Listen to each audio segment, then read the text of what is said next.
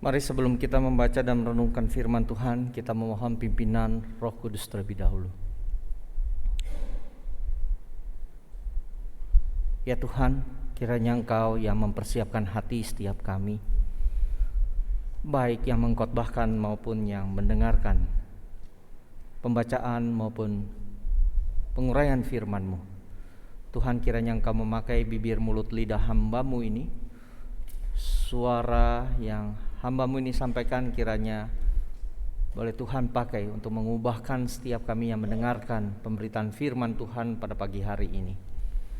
Tuhan, layakkan hamba-Mu ini, terlepas dari segala kelemahan dan kekurangannya, sembunyikanlah dia di belakang kuasa kayu salib-Mu, sehingga Tuhan boleh bekerja dengan kuat kuasa-Mu, dan Engkau sendiri yang memberikan ingatan yang baik bagi kami semua, bahkan keberanian untuk melakukan, menerapkan firman Tuhan itu ketika kami mengerti, dan boleh kami bagikan kepada orang-orang lain yang ada di dalam persekutuan maupun di luar persekutuan gereja ini. Kiranya nama Tuhan saja yang dipuji dan dipermuliakan. Kami mohon penerangan dari Roh-Mu. Di dalam nama Tuhan Yesus kami berdoa. Amin. Jemaat sekalian, mohon izin agar saya boleh membuka masker saya. Boleh? Ya. Oke, mari kita membuka Ibrani 10 ayat 19 sampai ayat yang ke-25. Saya akan membacakannya bagi setiap kita. Surat kepada orang Ibrani pasalnya yang ke-10 ayat 19 sampai ayat yang ke-25 yang menjadi dasar khotbah pada pagi hari ini, saya akan bacakan bagi setiap kita. Slide saya boleh tolong ditampilkan. Lembaga Alkitab Indonesia Terjemahan Baru memberikan judul di sana Ketekunan. Ops, terlalu cepat. Mau ditampilkan teks Ibrani 10-nya di sana. Oke. Mari kita sama-sama memperhatikan perikop atau bagian ini. Jadi saudara-saudara, oleh darah Yesus kita sekarang penuh keberanian dapat masuk ke dalam tempat kudus. Karena Ia telah membuka jalan yang baru, yang hidup bagi kita melalui tabirnya, yaitu dirinya sendiri. Dan kita mempunyai seorang imam besar sebagai kepala rumah Allah. Karena itu marilah kita menghadap Allah dengan hati yang tulus ikhlas dan keyakinan iman yang teguh. Oleh karena hati kita telah dibersihkan dari hati nurani yang jahat dan tubuh kita telah dibasuh dengan air yang murni. Marilah kita teguh berpegang pada pengakuan tentang pengharapan kita, sebab Ia yang menjanjikannya setia. Dan marilah kita saling memperhatikan supaya kita saling mendorong dalam kasih dan dalam pekerjaan baik. Janganlah kita menjauhkan diri dari pertemuan-pertemuan ibadah kita seperti dibiasakan oleh beberapa orang, tetapi marilah kita saling menasehati dan semakin giat melakukannya menjelang hari Tuhan yang mendekat. Yang berbahagia adalah setiap orang yang bukan hanya membaca dan mendengarkan firman Tuhan, tetapi juga yang melakukannya di dalam kehidupannya sehari-hari. Bapak Ibu Saudara sekalian, saya tidak tahu jemaat Saron di tempat ini setelah membuka beberapa kali kebaktian, 2 kali kebaktian, apakah jemaat sudah hadir, anggota-anggota jemaat sudah hadir sepenuhnya? 80%? 90%? Atau 100% sebelum pandemi? 75? Oh, 75% ya, kira-kira 3/4% ya. Nah, khotbah pada hari ini kita akan mengupas tentang bersekutu dengan Tuhan dan sesamamu, saudara. Tentu di masa-masa seperti sekarang ini, terlebih lagi setelah PPKM, peraturan pemerintah itu sudah dilonggarkan, dihapus gitu ya. Tetapi masih banyak di antara kita di tempat yang ramai, keramaian memakai masker ya, tetap menjaga. Nah, kita akan melihat apa yang menjadi nasihat penulis surat Ibrani bagi kita di zaman sekarang ini. Next, boleh tolong diklik slide saya. Kalau kita melihat konteks dari alinea atau paragraf yang tadi saya bacakan, pasal 10 ayat 19 sampai 25, maka sebelumnya penulis Ibrani itu menuliskannya di beberapa pasal sebelumnya, mulai dari pasal pertama sampai sebelum kita masuk ke pasal 10 itu dengan suatu perbandingan, saudara. Ya. Jadi sebelum paragraf dan alinea yang tadi saya bacakan, ya, ayat 19 sampai 25 itu, penulis Ibrani terlebih dahulu mau menceritakan perbandingan antara perjanjian lama dengan perjanjian baru. Misalnya di pasal 1 dan 2. Di situ dikatakan Yesus Kristus lebih tinggi, ya, lebih mulia daripada para malaikat, bahkan penghulu malaikat sekalipun. Kemudian di pasal 3 sampai 4, yang mana bagi orang-orang Yahudi, Musa itu adalah nabi yang terbesar, begitu ya.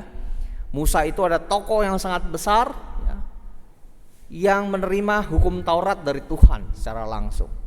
Tetapi itu pun ya tidak seberapa dibandingkan kemuliaan Yesus Kristus. Kemudian di pasal 5 sampai pasal yang ke-7, Yesus Kristus dibandingkan dengan para imam, termasuk imam besar Harun sekalipun. Karena Yesus Kristus ya itu lebih besar daripada imam-imam di perjanjian lama, mengikuti aturan Melkisedek, begitu ya. Kemudian baru pasal 8 sampai pasal 10 tentang kurban-kurban yang dilakukan di perjanjian lama. Yesus Kristus di perjanjian baru adalah kurban itu sendiri, ya, bahkan jauh lebih mulia daripada kurban-kurban yang ada di perjanjian lama. Dirinya sendiri, Yesus Kristus itu adalah kurban, selain dia adalah imam besar yang ada di perjanjian baru.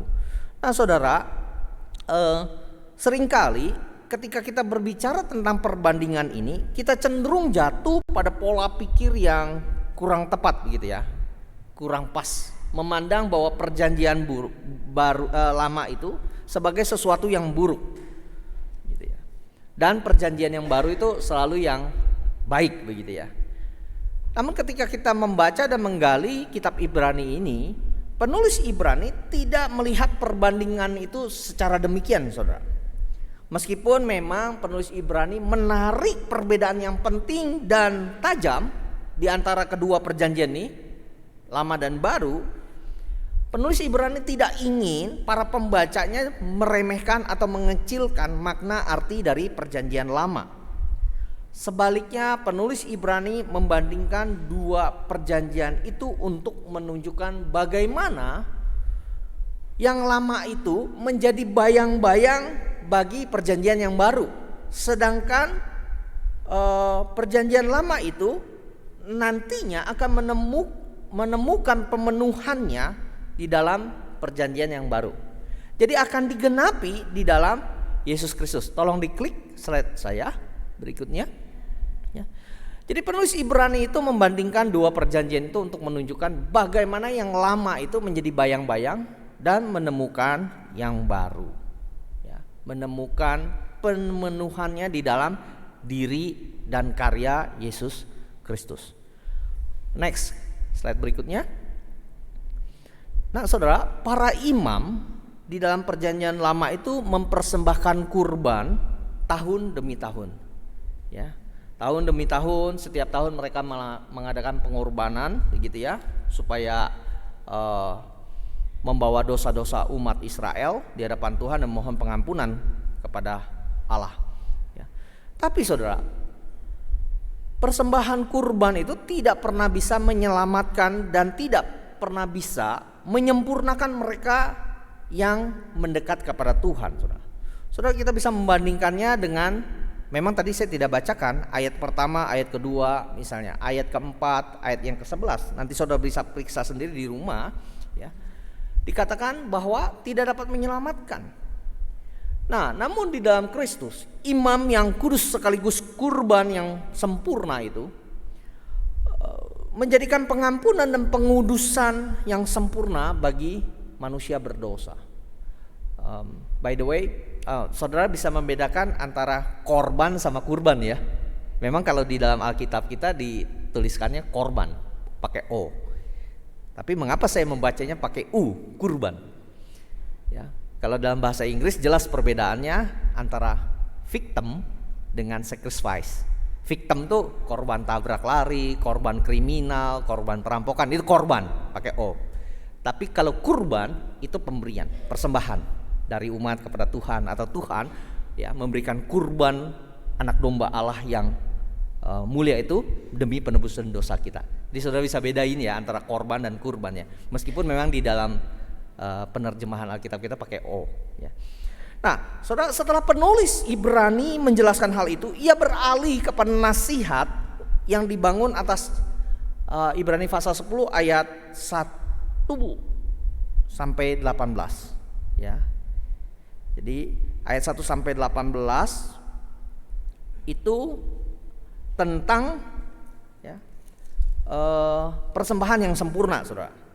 Jadi dia membangun di atas ayat-ayat sebelumnya itu. Nah, peralihan itu ditunjukkan melalui kata jadi di ayat yang ke-19. Jadi setelah ayat 1 sampai ayat 18 dia membahas tentang kurban, persembahan yang sempurna itu. Lalu dia baru masuk ke ayat yang ke-19 yang tadi saya bacakan sampai ayat 25. Ya, dengan peralihan kata jadi ya. Kalau saudara perhatikan di situ. Jadi saudara-saudara dan seterusnya begitu ya. Nah, apa saja yang menjadi nasihat penulis Ibrani itu kepada jemaat pada waktu itu maupun yang relevan dengan kita di zaman sekarang ini. Next. Yang pertama, saudara, nasihat untuk tetap menjalin relasi dengan Tuhan, ayat yang ke-19.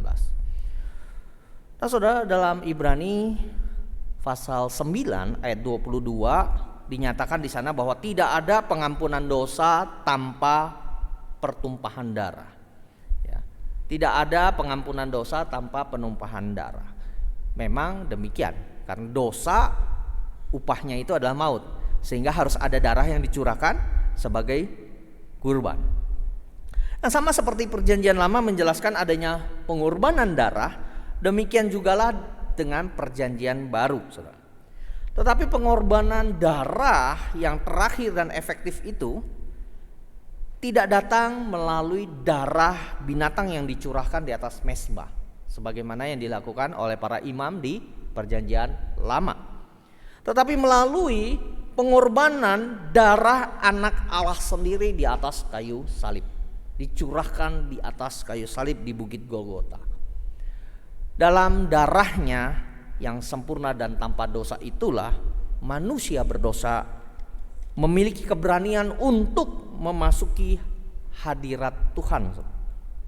Tanpa darah Kristus yang tercurah di atas kayu salib, tidak ada jalan yang terbuka untuk manusia berdosa dapat datang kepada Allah. Itu sebabnya di dalam perikop atau alinea paragraf yang tadi saya bacakan, ya, kita bisa masuk melalui tabir, ya, seolah-olah ada penghalang antara kita dengan Allah. Kalau di bait Allah itu kan dibagi beberapa bagian, ada yang menyekat antara bagian yang maha kudus dengan yang kudus. Itu ada tirai. Nah, tirai itu ketika Yesus Kristus mati di atas kayu salib, ya, terjadi gempa bumi, tirai itu terbelah. Ya, tirai yang ada di bait Allah zaman itu. Tapi oleh penulis Ibrani, tirai itu adalah tubuh Kristus sendiri begitu ya. Sehingga kita boleh beroleh keberanian untuk datang menghadap Dia. Nah, saudara, berbicara memasuki hadirat Allah di sini dalam konteks kita orang perjanjian baru ketika membaca surat Ibrani ini tidak berarti bahwa seseorang itu memasuki tempat yang kudus yang bersifat fisik, bersifat materi di dalam bait Allah. Karena bait Allahnya udah nggak ada, saudara. Bait Allahnya sudah diruntuhkan tahun 70 Masehi oleh Panglima Titus, ya, pemimpin Romawi pada waktu itu. Nah, melainkan seseorang dapat memasuki bait Allah di dalam ibadah, persekutuan, di dalam doa, dan di dalam saat teduh ketika kita membaca dan merenungkan firman Tuhan dan berdoa secara pribadi maupun secara komunal bersama-sama di gereja ini, dan di sorga dengan keyakinan dalam pekerjaan Kristus di atas kayu salib itu. Jadi menjadi dasar kita bisa datang kepada Tuhan itu karena karya dan pengorbanan Yesus Kristus. Next, slide berikutnya. Karena sudah, betul yang tadi. Balik lagi. Karena Kristus telah membuka jalan dengan kematiannya di atas kayu salib, maka manusia mendapat keberanian untuk menghadap hadirat Allah. Nah, inilah nasihat yang disampaikan oleh penulis Ibrani kepada jemaat di masa itu, pada waktu itu, dan juga bagi kita di masa ini. Karena Kristus telah membuka jalan itu.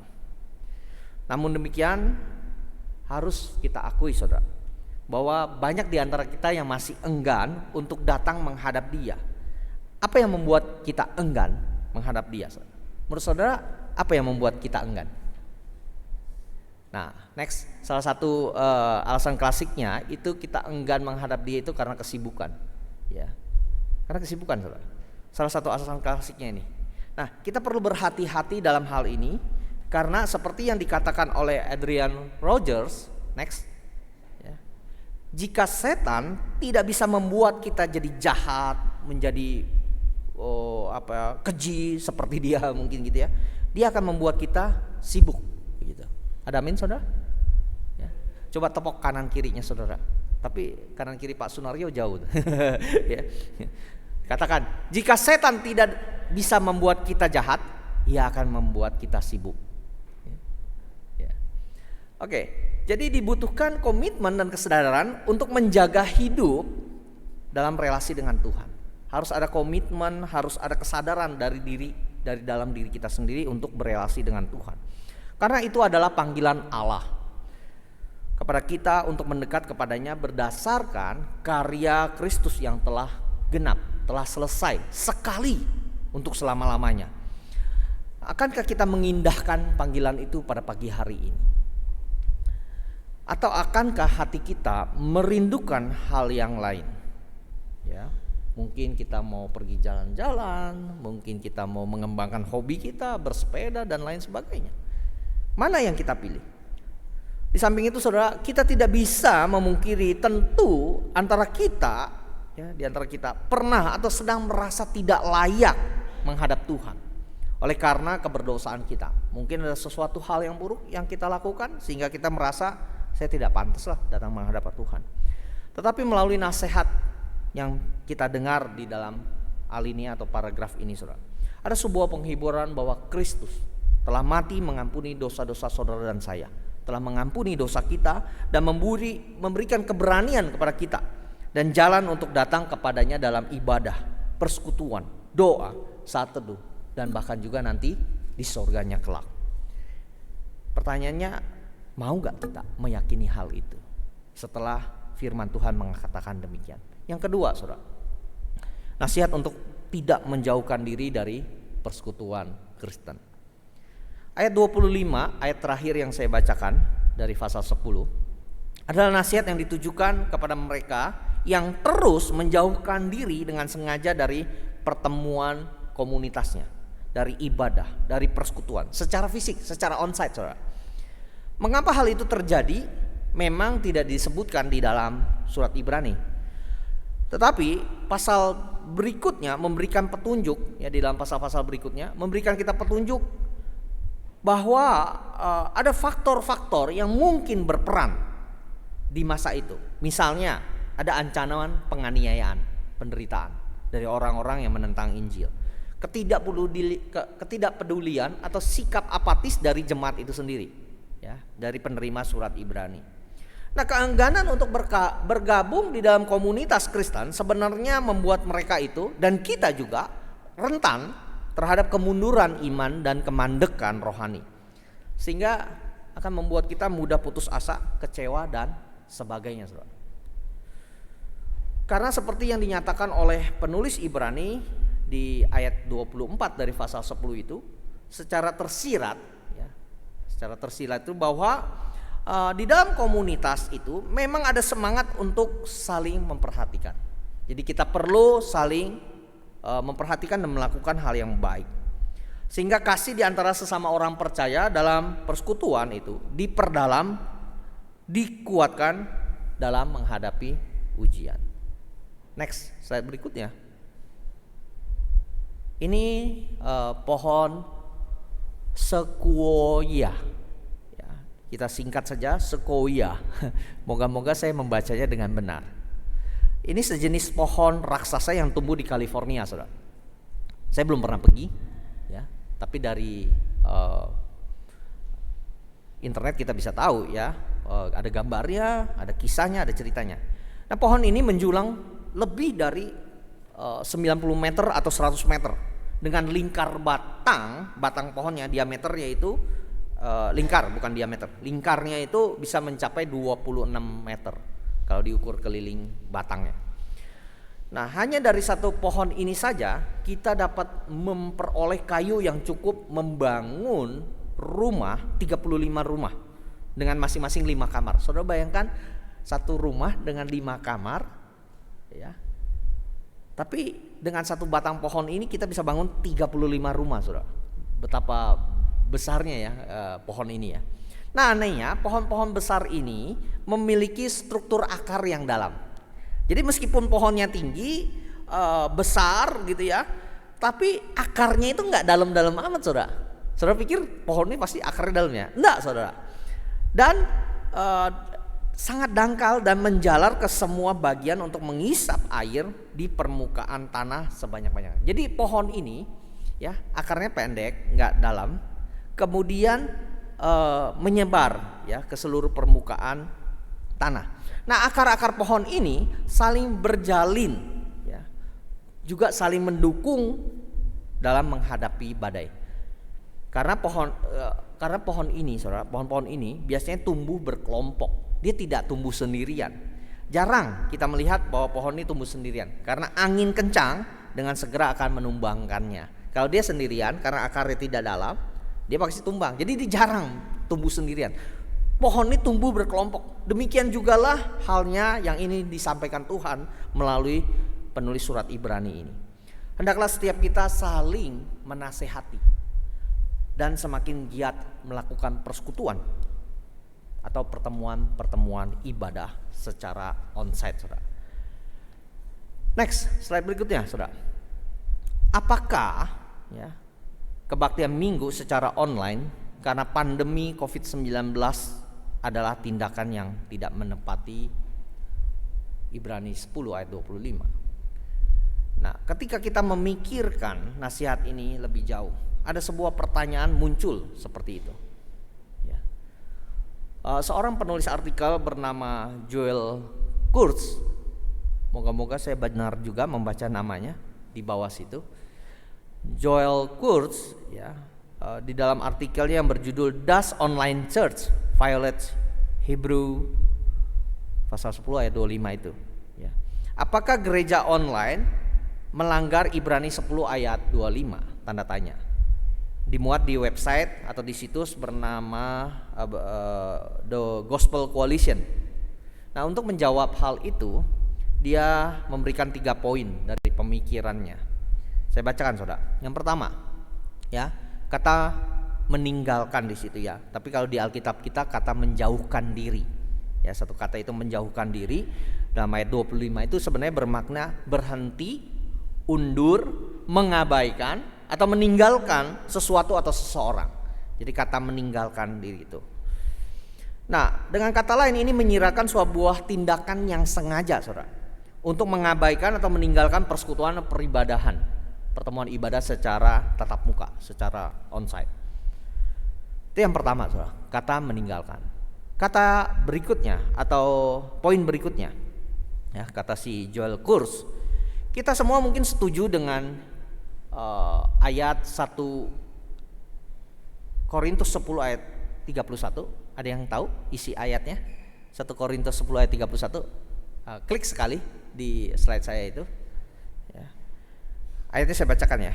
Pencobaan-pencobaan yang kamu alami ialah pencobaan-pencobaan biasa yang tidak melebihi kekuatan manusia, sebab Allah setia. Dan karena itu Ia tidak akan membiarkan kamu dicobai melampaui kekuatanmu. Pada waktu kamu dicobai, Ia akan memberikan kepadamu jalan keluar sehingga kamu dapat menanggungnya. 1 Korintus 10 ayat 31. Kita setuju, Saudara? Boleh tolong diklik satu kali aja. Slide saya keluar nggak? Nggak bisa ya? Oke, kalau tidak bisa. Seharusnya di situ kalau diklik keluar tentang pemerintahan, ya, tentang pemerintah adalah hamba Allah dari 1 Korintus 10 ayat 31. Ya. Nah, kalau kita kaitkan dengan pertanyaan tadi, ya, pertanyaan yang di atas itu, apakah kebaktian minggu secara online itu karena pandemi ya? Karena pandemi itu ada tindakan melanggar Ibrani 10. Nah, poin yang kedua di situ itu dikatakan oleh John Kurz, tidak, Saudara, ya, tidak melanggar. Justru malah memuliakan Tuhan. Kenapa, Saudara, memuliakan Tuhan di sana? Karena berdasarkan Roma 13 ayat 1 sampai 12. Roma 13 ayat 1 sampai 12 di situ menjelaskan bahwa penguasa yang memerintah itu adalah hamba Allah bagimu di ayat yang keempat. Ya, kalau kita cek nanti, hamba Allah bagimu. Jadi si Kurz berpendapat bahwa sebagai cara untuk menangani COVID-19, untuk mengurangi penularannya itu, maka kita dipanggil untuk menaati pihak berwenang, ya, demi kebaikan bersama. Oleh karena itu, melalui otoritas pemerintah pada waktu itu, pada masa awal-awal pandemi, Saudara, kita diminta untuk melakukan pembatasan sosial dan atau kegiatan sosial masyarakat. Maka kita tidak bertemu terlebih dahulu secara fisik atau secara komunal, ya, secara bersama-sama. Kita justru membatasi diri untuk berjumpa secara fisik. Jadi ketaatan kepada aturan pemerintah itu adalah merupakan wujud untuk kita menghormati Allah juga. Jadi poin yang kedua itu ketaatan kita pada pemerintah, aturan pemerintah pada masa itu, PSBB, PPKM gitu ya. Itu adalah wujud kita taat kepada Allah. Dan poin yang ketiga sebenarnya disampaikan oleh Kurz di situ adalah kita juga memuliakan Tuhan dengan mengasihi sesama kita. Loh, kok bisa? Berdasarkan Markus 12 ayat 31. Injil Markus 12 ayat 31. Coba ya saya baca ya. Markus 12. Injil Markus pasal 12 ayat 31.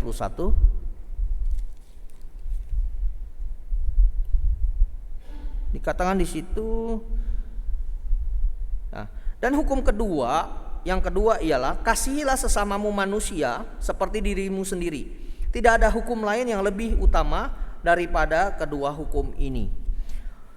Hukum yang pertama itu kasihilah Tuhan Allahmu dengan segenap hatimu, ya, kepada Allah. Yang kedua itu kepada sesama. Itu hukum yang sejajar, yang setara dengan yang pertama tadi. Nah, jika kita dapat menghindarkan diri dari menularkan penyakit COVID-19 itu kepada orang lain, ya, waktu itu kan belum ada obatnya tuh. Penyakit ini kan sangat menakutkan, ya, mematikan juga gitu ya. Nah, maka itu adalah tindakan yang penuh kasih. Kalau kita bisa menghindari dari menularkan dan ditularkan, itu kita melakukan tindakan yang penuh kasih pada masa itu. Nah, bila tidak demikian, maka banyak orang akan dirugikan, Saudara, termasuk orang yang belum percaya melihat kesaksian kita, ya. Kalau di gereja itu orang, ya, tidak mentaati peraturan pemerintah misalnya, dan kita sendiri akhirnya menjadi batu sandungan, ya, bagi orang lain, terutama bagi orang yang tidak percaya, Saudara. Nah, karena itu kalau kita tidak menaati, maka kita tidak memiliki kasih bagi orang-orang sekitar kita dengan kondisi pada masa itu COVID-19.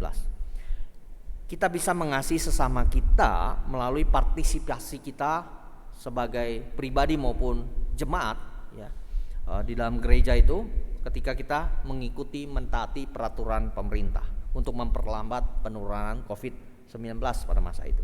Jadi dengan kata lain, Joel Kurz ingin mengatakan bahwa tidak apa-apa mengikuti kebaktian online pada masa pandemi COVID-19. Apalagi pada waktu awal-awal itu ya, kita semua gak ada yang siap ya, gagap kita semua ya, takut bahkan. Untuk sementara waktu saja pada masa itu. Tetapi bila melihat situasi sekarang ini, dengan adanya penghapusan pemberlakuan pembatasan kegiatan masyarakat atau PPKM, keputusan pemerintah dari pusat maupun daerah terkait dengan penanganan COVID-19 ini juga untuk menjaga kesehatan diri, sudah seharusnya kita kembali lagi kepada perkataan Ibrani 10 ayat 25 dan mempraktekannya. Artinya kita jangan menjauhkan diri dari pertemuan-pertemuan ibadah seperti yang dibiasakan oleh banyak orang. Tidak ada lagi kekhawatiran bagi kita, terlebih lagi kalau kita sudah menerima vaksin sampai beberapa kali, 2, 3 booster yang kedua, yang lansia. Maka tidak ada lagi ketakutan bagi kita untuk bersekutu secara onsite, ya, secara tatap muka. Next, boleh tolong slide saya berikutnya. Oh, langsung keluar ini ya. Oke. Sikap yang terlanjur nyaman untuk mengikuti kebaktian online. Jadi ini bukanlah hal yang mudah memang, karena bila kita melihat situasi gereja-gereja pada saat ini, cukup banyak orang Kristen, umat Tuhan itu, apapun gerejanya itu, terlanjur nyaman dengan kebaktian online. Ya, saya tidak tahu jemaat di sini apakah sempat melihat video yang dikirimkan dari sinode tentang sosialisasi masalah kebaktian onsite ini. Ya. Kenapa orang terlalu nyaman dengan kebaktian online yang sifatnya daring dalam jaringan? Karena kita itu dapat masuk waktu mepet gitu ya, nggak perlu siap-siap gitu ya. H-1 menit kita bisa masuk dalam jaringan, entah itu live streaming, Zoom, apa di sini pakainya waktu itu. Ya. Kita juga dapat mengikuti kebaktian sambil mengerjakan pekerjaan yang lain dan lain sebagainya, sambil ngopi, sambil tiduran begitu ya. Terlalu nyaman, saudara. Ya. Nah, melihat realita yang ada, maka ada 2 tanggapan yang dapat diberikan. Next, slide berikutnya. Yang pertama, saudara. Yang pertama, bertolak belakang dengan apa yang dilakukan oleh beberapa rasul. Ini yang pertama. Ayat-ayatnya di sana, saya tidak perlu bacakan seluruhnya, nanti bisa periksa di rumah. Ya. Ini bertolak belakang dengan para rasul. Misalnya, Rasul Yohanes, ketika ada jarak perbedaan lokasi antara dirinya, Rasul Yohanes, dengan jemaat yang menerima suratnya, dan di tengah-tengah situasi penganiayaan yang gencar pada masa itu, Rasul Yohanes mengutarakan bahwa dirinya tidak puas dengan kertas dan tinta untuk menulis surat. Jadi dia nggak puas hanya menulis surat saja kepada jemaat-jemaat yang dilayaninya. Ya, itu dituliskannya di dalam surat Yohanes. Dia menginginkan persekutuan tatap muka dengan jemaat. Ya. Begitu juga dengan Rasul Paulus di dalam surat Timotius, Filipi misalnya. Nah, yang kedua, next, tolong diklik keluar gak? Atau gambar saya digeser. Ya. Yang kedua, menurut Jonathan Leeman di dalam bukunya Rediscover Church, dia berpendapat bahwa apabila orang percaya nyaman dengan gereja online atau gereja virtual, itu adalah sebuah oksimoron. Nah, oksimoron itu adalah sebuah kata kiasan yang mengandung kata-kata yang terlihat memiliki arti yang bertentangan satu sama lain. Contohnya apa, saudara? Contohnya jelas bingung. Oh, jelas tapi bingung gitu ya. Jelas bingung gitu ya. Perang saudara. Perang kan bermusuhan. Saudara kok bermusuhan ya? Perang saudara misalnya. Pahit manis. Kopi kali ya, pahit manis ya, kopi kental ya. Nah, itu oksimoron. Jadi orang percaya yang nyaman dengan gereja virtual atau gereja online itu oksimoron, ya, bertentangan, saudara. Ya. Nah, mengapa sih Leeman mengatakan demikian? Karena pada dasarnya Tuhan menginginkan umatnya itu berkumpul secara fisik dengannya. Mulai dari dia menciptakan manusia Adam dan Hawa dengan tubuh fisik, dengan raga, ya, dan berjalan bersama mereka di Taman Eden. Kemudian Allah mengumpulkan umat Israel, orang-orang Israel di tanah perjanjian dan menyuruh mereka berkumpul secara teratur, ya, di bait suci simbol atau lambang kehadiran Tuhan, tempat tinggal Tuhan. Ya, simbol ya, lambang.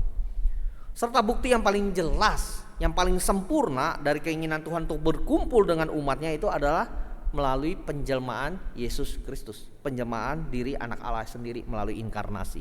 Dia berjanji untuk mendirikan gerejanya. Sebuah kata yang diterjemahkan secara harfiah berarti perkumpulan. Jadi eklesia artinya kan gereja kan. Eklesia itu artinya perkumpulan. Cuman oleh orang Kristen diterjemahkan X itu keluar, eklesia dari kata kaleo dipanggil keluar. Ya, kita memberikan makna tersendiri pada kata Yunani yang sudah dipakai oleh orang-orang Yunani sebelum Kristen, itu yang berarti perkumpulan atau perhimpunan banyak orang, menjadi dipanggil keluar. Orang Kristen menerjemahkan arti eklesia itu dipanggil keluar, tapi arti sesungguhnya yang dipakai oleh orang-orang Yunani pada waktu itu artinya perkumpulan, perhimpunan, pertemuan banyak orang. Nah saudara, perkumpulan itu adalah pertemuan terakhir di mana Allah akan tinggal bersama-sama dengan umatnya sekali lagi. Misalnya di dalam kitab Wahyu, kita Wahyu pasal 7 ayat 19, pasal 23 ayat 3, ya saya bacakan. Lihatlah, kemah Allah ada di tengah-tengah manusia dan ia akan diam bersama-sama dengan mereka. Mereka akan menjadi umatnya dan ia akan menjadi Allah mereka. Inilah nasihat kedua yang perlu diperhatikan oleh jemaat pada waktu itu maupun kita di zaman sekarang ini. Waktu PPKM sudah dihapuskan. Untuk tidak meninggalkan persekutuan Kristen. Untuk tidak meninggalkan pertemuan-pertemuan ibadah. Di dalam persekutuan itu kita bertemu bersama untuk mendorong, untuk membangun satu sama lain dalam perjalanan kita bersama Kristus menuju ke kekekalan. Slide terakhir. Benar bahwa Injil adalah kekuatan Allah yang menyelamatkan setiap orang percaya. Roma 1 ayat 16. Injil membawa keyakinan kepada kita untuk mendekat dan menjalin relasi dengan Tuhan. Tetapi Injil juga memanggil dan memasukkan setiap orang percaya ke dalam komunitas. Panggilan ini tidak dimaksudkan untuk membebani atau menghalang-halangi kita, bikin kita susah, bukan. Panggilan ini untuk kebaikan kita, untuk pertumbuhan iman kita, untuk kasih kita, untuk melatih kasih kita satu sama lain, untuk melakukan perbuatan baik, dan untuk sukacita kita supaya penuh. Pertanyaannya, saudara dan saya mau bersekutu bersama Tuhan dan sesama kita. Amin. Mari kita berdoa. Bapa di dalam surga, kami mengucap syukur dan berterima kasih kepadamu ya Tuhan, karena Engkau telah begitu baik menyelamatkan kami melalui karya anak-Mu, sehingga kami beroleh keberanian untuk datang kepadamu. Kami berdoa ya Tuhan, kiranya Engkau terus menerus memberikan kami keberanian untuk berkomitmen dengan penuh kesadaran mengikuti kebaktian secara onsite, secara tatap muka sebagaimana Tuhan kehendaki.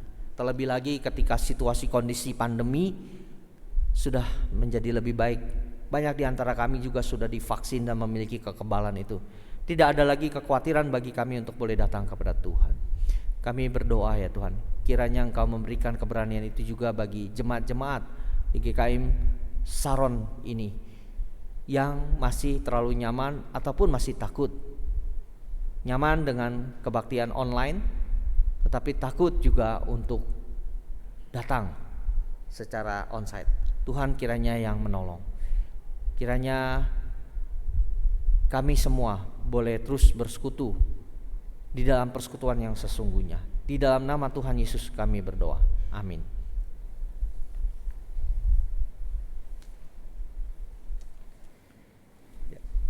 Terima kasih Evangelis Lukman yang sudah menyampaikan firman Tuhan pada pagi hari ini. Bapak Ibu saudara yang dikasihi Tuhan, kita akan menyatakan pengakuan iman rasuli. Oleh sebab itu, mari saya undang Bapak Ibu bangkit berdiri.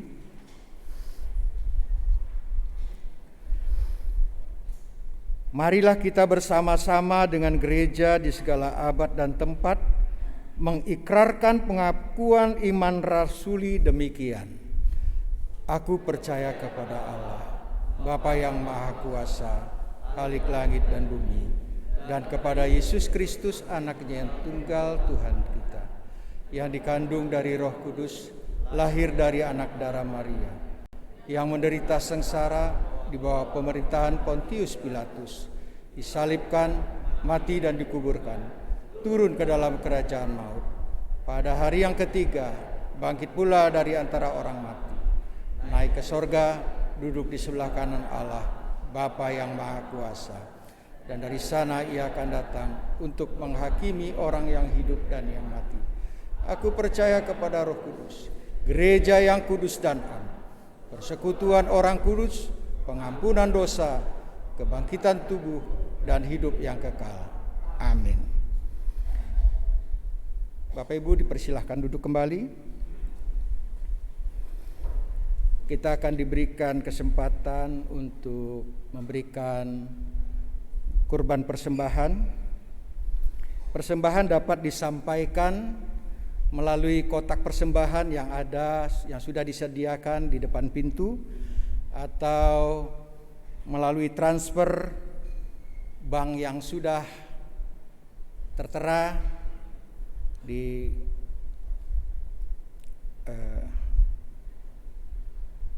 LCD. Dan kalau mau melalui scan QRIS juga ada di depan bangku Bapak Ibu Saudara yang dikasihi Tuhan. Dan sebagai ayat persembahan pada pagi hari ini